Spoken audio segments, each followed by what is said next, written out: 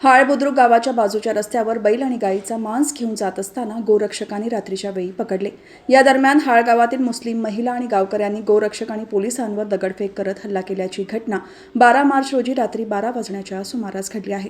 दगडफेकीमध्ये 2 गोरक्षक जखमी झाले आहेत। खालापूर पोलिसांनी गुन्हा दाखल केला असून 12 जणांना अटक केली आहे। या प्रकरणातील संबंधितांना कडक कारवाई करण्यात यावी यासाठी गोरक्षक कार्यकर्त्यांनी पोलीस ठाण्यासमोर ठिय्या आंदोलन केले होते। मिळालेल्या माहितीनुसार हाळ येथे गोवंशीय जनावरे येथून दाटीवाटीने कत्तल करण्यासाठी घेऊन जात असल्याची माहिती गोरक्षकांना मिळाली। यावेळी गोरक्षकांनी टेम्पो अडवला असता बैल शर्यतीसाठी घेऊन जात असल्याचे सांगण्यात आले आणि हाळ गावात पळाले।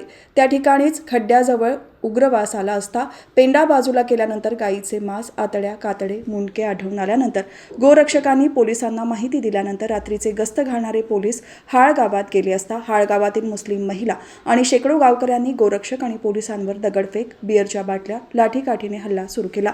यावेळी 2 जण जखमी झाले। या घटनेने परिसरात तणाव पसरला होता। पोलिसांनी परिस्थिती नियंत्रणाखाली आणली आहे। आतापर्यंत 12 जणांना पोलिसांनी ताब्यात घेतले असून अन्य जण फरार असल्याचे सांगण्यात येत आहे। खालापूर तालुक्यात हाळ गावात मुस्लिम वस्ती असून या भागात अनधिकृत कत्तलखाना आहे। मात्र पोलिसांचे याकडे दुर्लक्ष असल्याचे हिंदू समाजातील कार्यकर्त्यांचा आरोप आहे। या ठिकाणी नेहमीच गोवंश हत्या केली जात असल्याचा गोरक्षक कार्यकर्त्यांचे म्हणणे आहे।